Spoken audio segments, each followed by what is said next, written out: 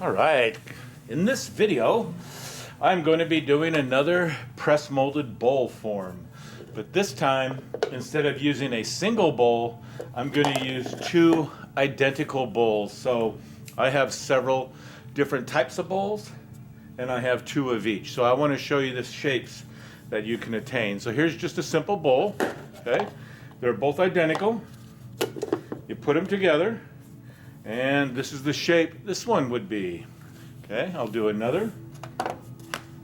These are square plastic bowls. Again, identical bowls. They're rounded. You put two together, and this is the shape you can attain using this form.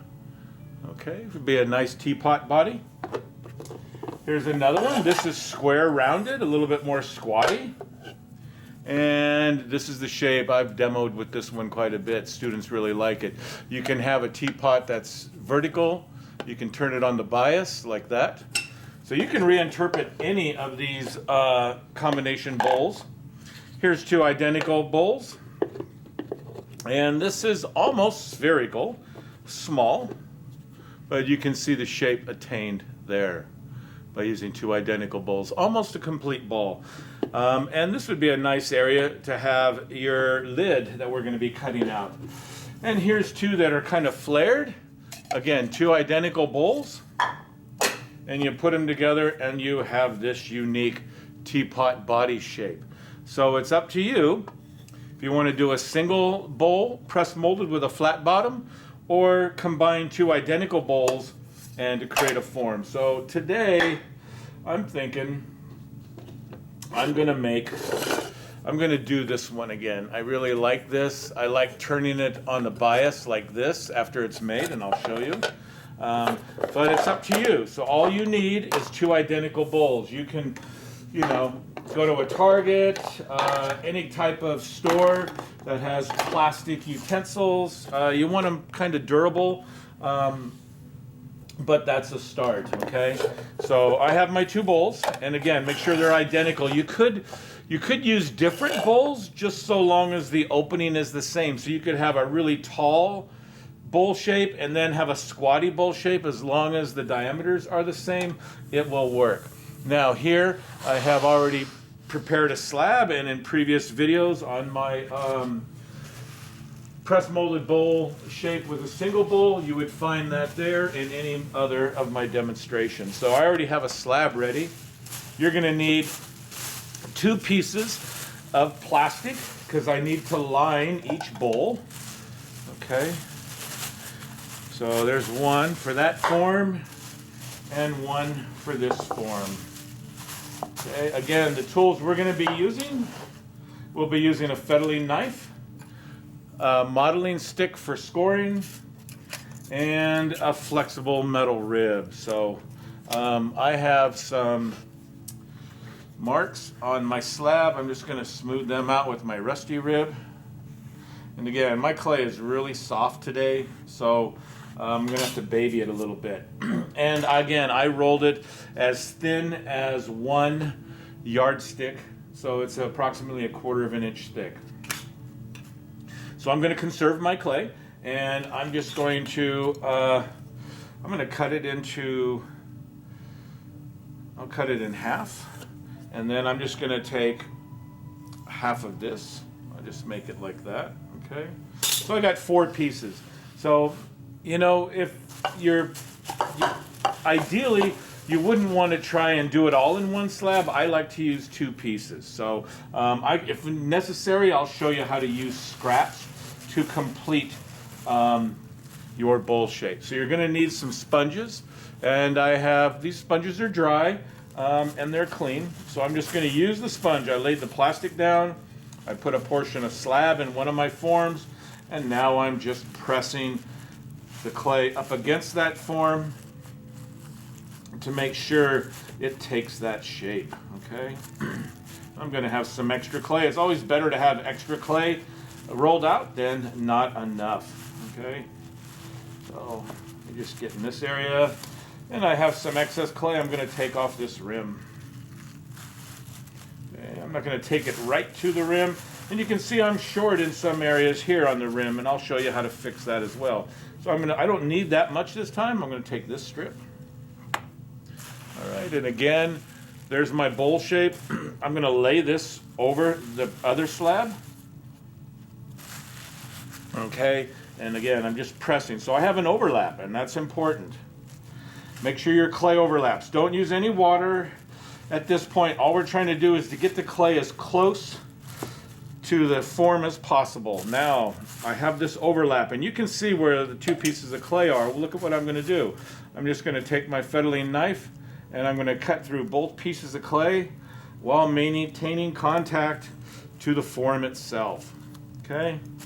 So there I have it. I'm gonna take this top strip off, and when I remove, let me come this way, when I remove this clay, there's some clay underneath. So gently take this out. Now I'm going to remove this bottom strip. And again, make sure that you maintain contact with the form so that clay will cut. And I missed a spot here. So now I'm going to put this slab right back in where I made that cut. And that seam is going to come pretty close. So look at what I'm going to do. I'm just going to go here, and with my two thumbs, I'm going to bring those seams together. This is a very simple technique. Artists use this. I've known artists who use this press molded shape where they have made forms out of plywood, and literally their forms are 3-4 feet tall, and they're laying slabs in, and they're achieving some amazing shapes very quickly just by pressing clay into the form. And after the form firms up, they undo their form, and they have whatever the clay is pressed in. So I've gotten this wet now, and what I'm doing is I'm just pressing the clay into the corners. You want to be aware that you're not over thinning the clay by just vigorously pressing and stretching the clay.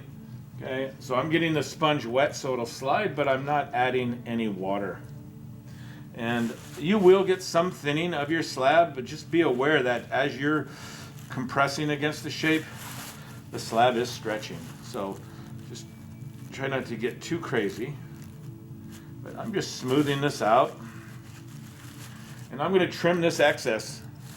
And this is going to give me a reveal of how thick my wall thickness is.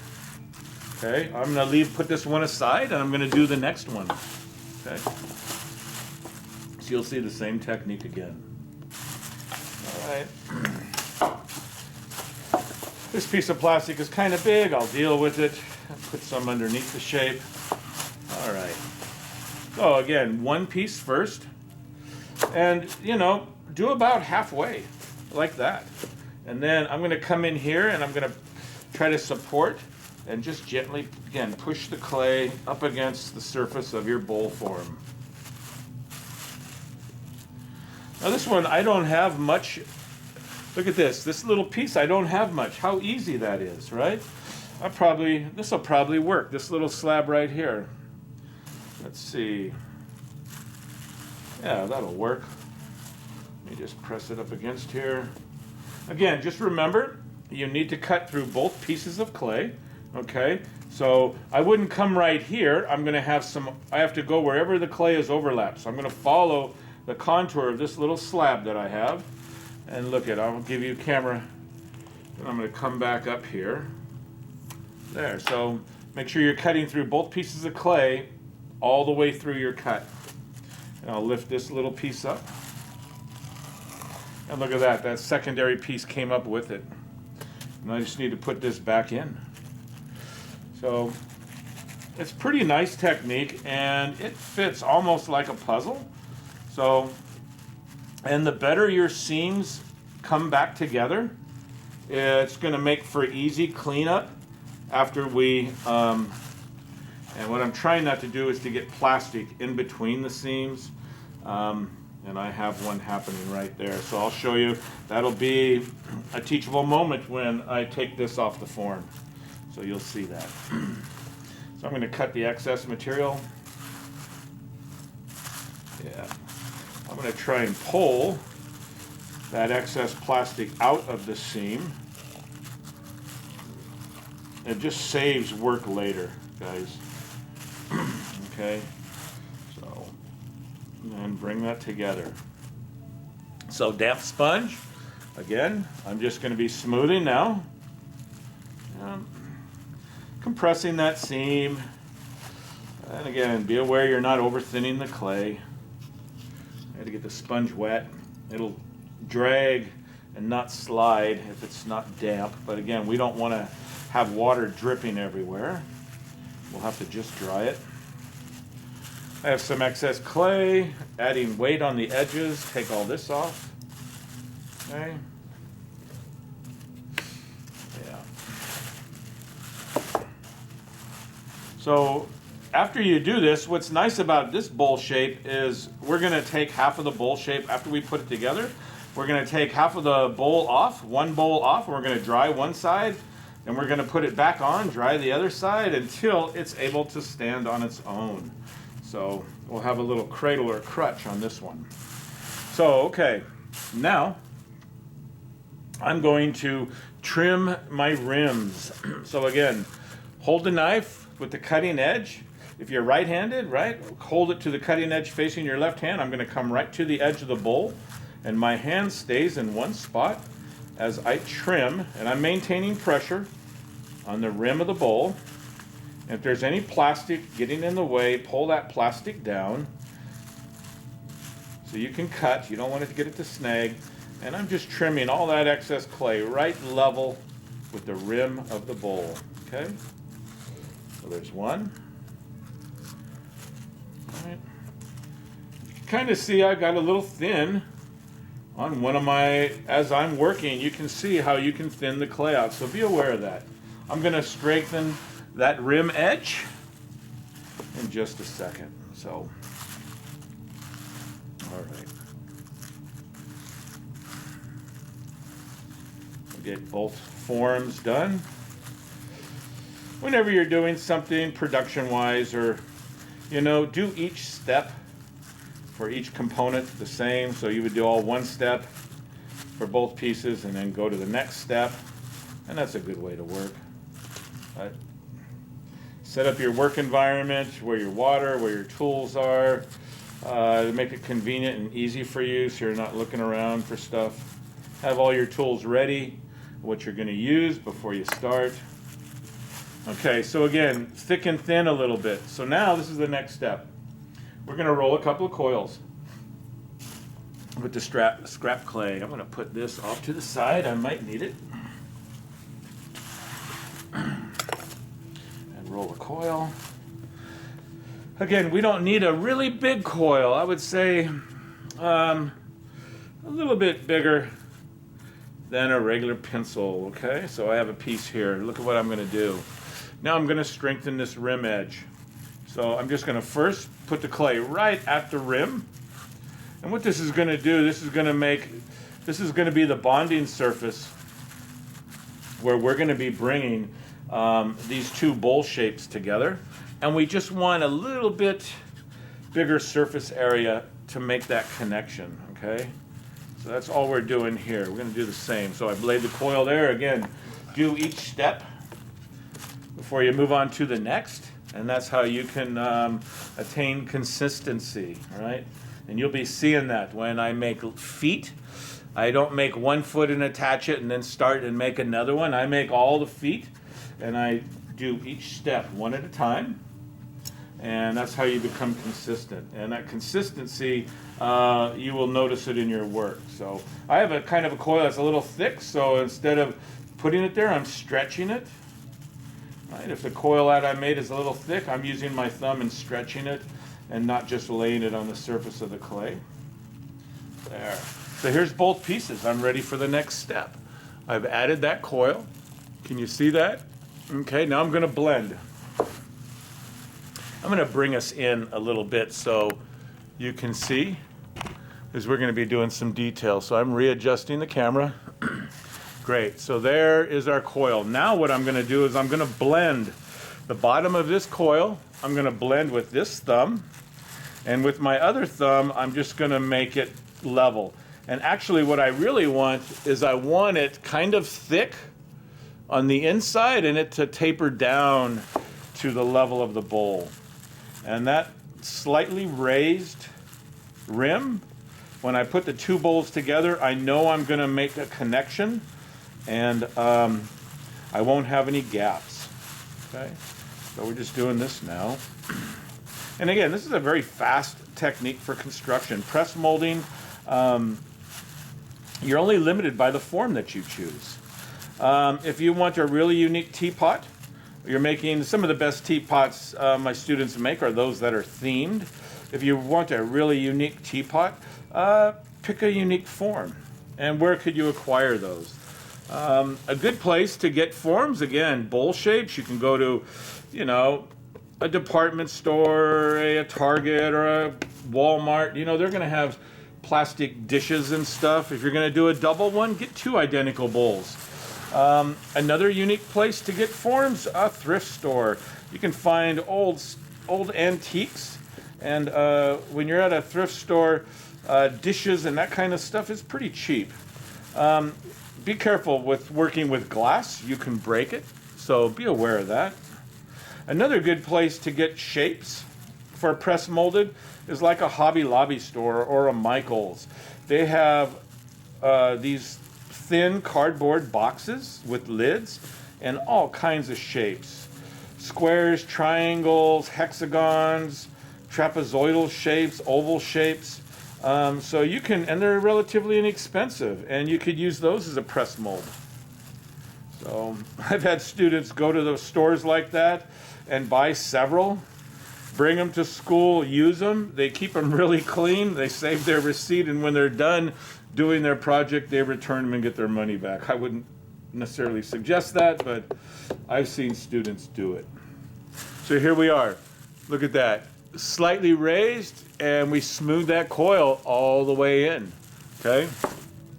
Before we move to the next step, I'm going to come back in. Again, this is a teapot that, you know, if we use it, it's going to have liquid on the inside. So I'm just going to take a little bit of time here and just make sure I have no sharp edges inside my form. You know, if it was going to be a functional teapot, we would glaze the inside, and that would prevent bacteria buildup. But if you have, you know, cracks or crevices or, you know, scratches on the interior of your teapot body, even with glaze, you know, water and bacteria could collect. It'd be hard to clean those areas. So just taking a little bit of time to smooth. Now, here we're going. We're going to start scoring. So I'm scoring. And again, my lines are all going to move across in one direction. So I'm using the screwdriver point, and I'm keeping it in line. And I'm going to get some water ready. Because when we score, we want to actually scratch. And we want to use a little bit of water to build paste. Okay? So that's what I'm going to do now.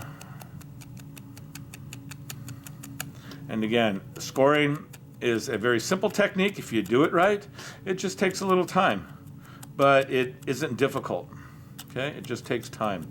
Doing it correctly just takes time. If you're lazy and don't want to score, then your piece will fall apart.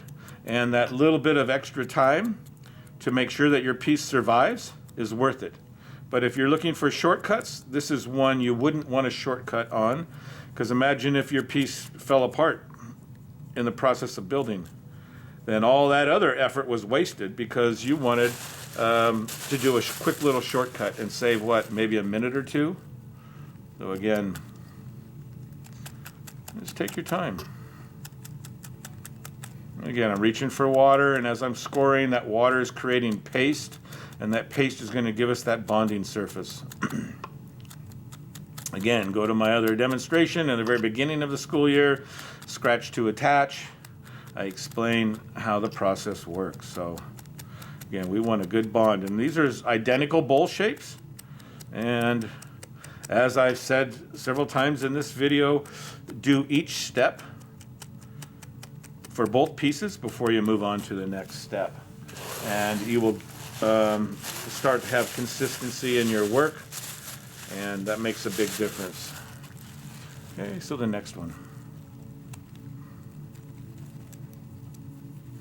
Yeah, So, you know, this particular process here, maybe 30 minutes for the bowl shape. The previous video of the single bowl, I let it sit out for a good hour on the bat, and then I covered it up. So the next video accompanying the single bowl and the double bowl press molded form for the teapot body, I'm going to be making lids and flanges for both of these in one video. So that'll be the next video in the series. And you'll be seeing how to do that. So again, the elements of a teapot, right?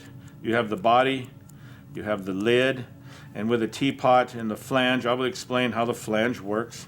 But the flange keeps the lid of your teapot on the body of the teapot, and this is going to be a grading component. I'm going to take points off if your lid does not have a flange. So this is important. If you've ever been to a restaurant, you know, we had a favorite Chinese restaurant, and they had these little metal tea kettles, and you sit down and they have these little tiny teacups and you pour each other tea, and the lid had no flange, and it's really difficult to pour the tea while trying to keep one hand on the lid so it doesn't fall off and tea fly out the top while you're attempting to pour, especially the configuration of the handle of the teapot. You know, so having a flange keeps that lid in place, and you don't need to put your hand on it while pouring tea. Okay, so we are almost done. Look at that. Both pieces. Didn't take too long. All right, so I'm going to get a brush, and I'm going to add a little bit of water, extra water, just so we get, I'm not super drowning it, but I'm just going to add extra water on each of these score marks. So now I'm going to get ready and put these two together. It's that simple. So I'm gathering all the excess plastic right here. Okay, let me get this one. And I'm making sure that my lines are lined up. And you want to make sure you don't get plastic in between both of your seams. So you see this? Look at that, they're lined up. Again, we don't put one here and turn one totally upside down and try to do it. This would fall off of the form. So we kind of put them next to each other. And this is the way we did the single press molded bowl shape to the base. And we bring them edge to edge and bring them vertical. You never put one directly above the other upside down. So now I have my two bowl shapes are together. And what I'm going to do now is I'm just gently going to shift back and forth, not a lot, just to get a bond, okay? Now, depending on the density of your bowls, look at this. These bowls are strong. I can't bend them. Look at these. These are soft. I can sit here and squeeze these. So you want to be careful. If you have two bowls that are soft, or heck, even the single bowl teapot form, you don't want to press too hard if it's a pliable plastic. But this is pretty rigid, and I can put some pressure. Okay. Yeah. So I'm going to get ready, and I'm going to start to dry this. And what's neat is this is one bowl is going to cradle it while I work on the other surface. Excuse me, I'm going to get into the camera lens here to get my blow dryer. And again, I did this. I only have one seam on each of my bowl shapes. So this should be pretty easy. And this is the one where I had plastic get inside. And you have to be careful here, okay? So this means you want to lift the plastic slowly, okay? Just so you don't change the shape. Just go slow.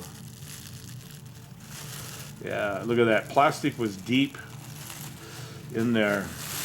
When I took that plastic off, I have a pretty big groove. So first thing before I do anything, I'm going to dry it. Bear with me. I'm probably going to have the blow dryer on for 4 to 5 minutes. And I don't have editing capabilities right now, so I'm just going to film this the whole thing.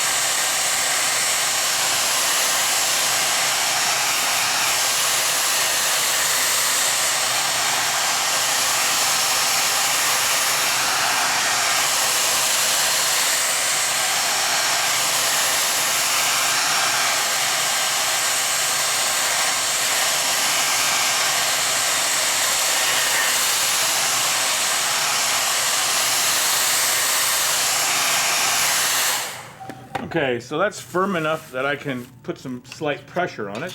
I've rolled a little tiny micro coil. I'm going to make it just a little bit even smaller. And so maybe the diameter of a piece of spaghetti, just slightly larger. And now I'm going to flatten it. And I've showed this on the single press molded bowl shape. And I flatten it, and I create like a knife edge, very thin, okay? So what I'm going to do is I'm going to put that knife edge in this groove, where there's a deep groove. I'm going to put that knife edge in. And again, my piece is still pretty soft, so I'm trying to be careful. You can also already see that my piece collapsed a little bit, and I have a technique for fixing that, and I'll show you that in the making your lid and flange demonstration video. So I embedded that little piece of clay, the knife edge, and now I'm going to trim and just go slightly above the surface of the clay. And what that did for me was it put clay right where I needed it. Okay, right in that groove. So you can see a little bit of a ridge. And then now I'm going to compress. And again, I'm not using very much water. I'm just barely getting the rib wet. And I'm putting gentle pressure. Okay? So, again, being aware of the consistency of the material and what you can do with that material at each one of those stages of moistness or dryness is important. And right here, the clay is pretty fragile. And I started off with my clay really wet. But most importantly, I just want to fix the seam right now. And again, you can see it's slightly collapsing, but there's a technique to reinflate this form, okay? And I will show you how to do that in the next video. Right now, we are just trying to get the seams fixed.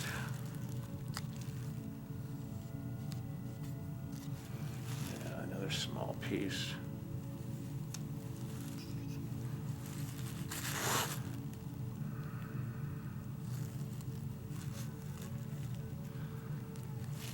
So I'm taking care of the big surface crack where I had the two seams. And then I'm going to dry it some more and get it firmer, and then I'll deal with the wrinkles from the plastic itself, okay? And I'll be using the flexible metal rib. So more drying.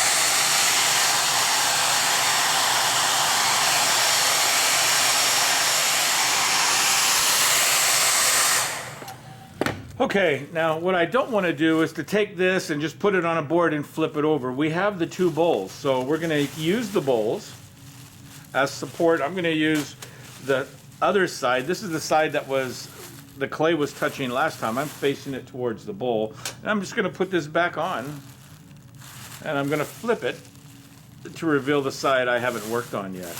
And now I'm going to fix this seam. So again, just gently release. Again, take the plastic off slowly, okay? You might have clay in that seam, and you could literally rip your form open. So just take your time, go slow. This seam joined a little bit better, okay? So let me just hit it and dry it for a second.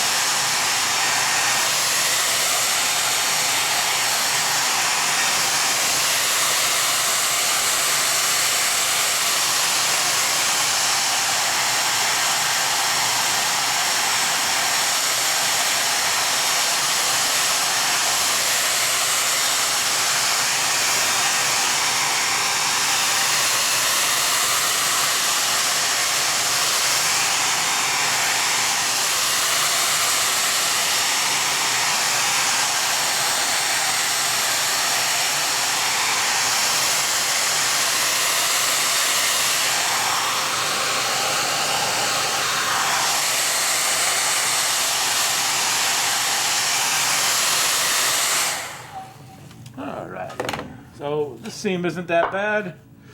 We'll just need a little bit of clay, maybe. So again, just a little bit of water. And again, it's starting to firm up. I'm pretty careful that I'm not going to collapse the shape. I'm going to see if I can fix this seam without adding any clay, and I don't think I'm going to be able to do it. So again, a fresh piece of soft clay, roll yourself a little tiny micro coil. I'm just going to flatten it, and I'm going to put it right on that seam. And I'll put a little bit of water just so this will stick, and I can blend it in.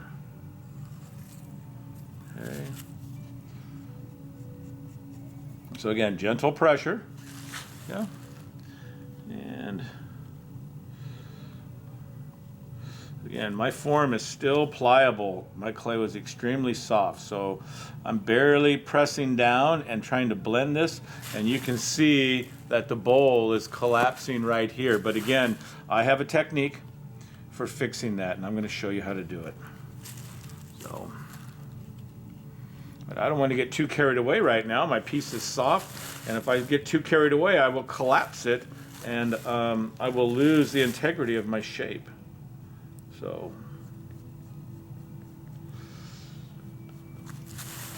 what I'm going to do, you got a couple of options here. If you have a blow dryer that you're using, you're able to put heat where you need it to dry your form where you need it, and you can be very accurate in getting it to the consistency you want to go on to the next step. If you don't have access to a blow dryer, I mean, you can leave it out, but I mean, I've seen examples where students forget, and then their piece dries out. So if you're that lackadaisical that you don't even know if you covered your piece, you know, a blow dryer might be better for you. I'm going to leave this out for a good hour, and then I'm going to flip it over and leave the other side exposed for about an hour, and then I'm going to do the next video presentation, which is cleaning up the form and creating a lid and a flange for the double bowl press mold and the single bowl press mold. So that's it for this video, and next one coming.